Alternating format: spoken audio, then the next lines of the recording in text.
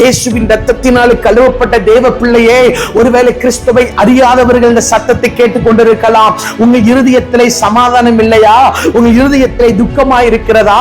உங்கள் பிள்ளைகளை குறித்து உங்களுக்கு சமாதானம் இல்லையா? உங்கள் வாழ்க்கையை குறித்து உங்களுக்கு சமாதானம் இல்லையா? உங்கள் குடும்பத்தில் நடக்கிற காரியத்தை குறித்து மனம் பதறி போயிருக்கிறீர்களா?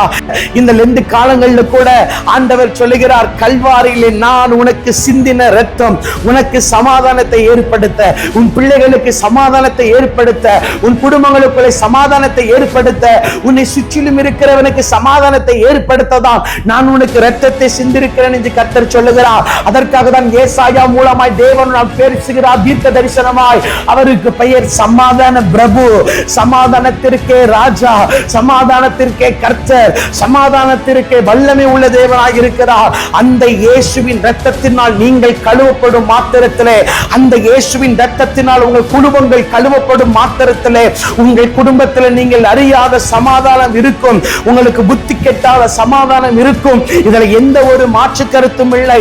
இந்த இயேசு சமாதானத்தை கொடுக்கிறவர். ஹல்லேலூயா.